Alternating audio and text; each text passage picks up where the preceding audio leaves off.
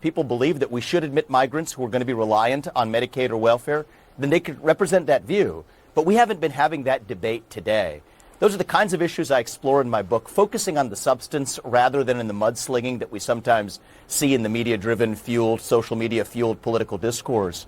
We need to speak about stone-cold hard truths and have that debate even when it's uncomfortable in the open.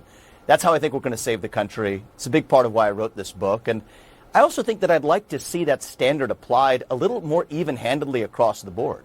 In that same debate, you had Kamala Harris making the claim also repeatedly, many times since, that women are bleeding out in parking lots when there isn't a shred of evidence of a single woman bleeding out in a parking lot of a Well, there was actually a hospital. woman who died in Georgia who, because there were two women, in fact, one in particular who couldn't receive the care that she needed. There's no evidence of a woman bleeding out in a parking lot. My point is the kind of rhetoric that's used across the board. Have you seen evidence of Haitian migrants eating pets? Like, if we're going to talk about evidence, have you seen evidence of Haitian migrants eating pets? Having gone to Springfield, I didn't see that evidence. But what I will tell you is I'm bringing that up because you brought up the Haitian migrant point. There are residents in the community that had pointed to that. There isn't even that level of a shred of evidence to support a single woman in the United States bleeding out in a parking lot. Yet that's been a repeated claim made by Kamala Harris. So I think when we're getting into fact-checking, I think we should apply the same standards 360 degrees. And I think we should not use Kamala Harris's quote there to sidestep a debate about abortion policy, just as we shouldn't use some other quote as an excuse to sidestep a debate about immigration policy.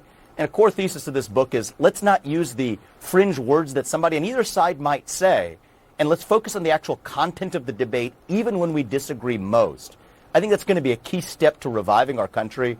And the beauty of America is we can disagree badly, and I believe still get together at the dinner table at the end of it.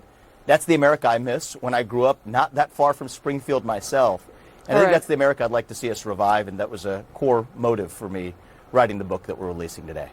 All I will say is that we did see that the family of the woman in Georgia, they were at the event where Kamala Harris did an interview with Oprah, and they heartbreakingly had lost their daughter, who, of course, was also a mother. But look, Vivek Ramaswamy, I really appreciate your time today. I'm sure we're going to see much more of you on our political scene. And like I said, congrats on the book. Thank you very much for your time.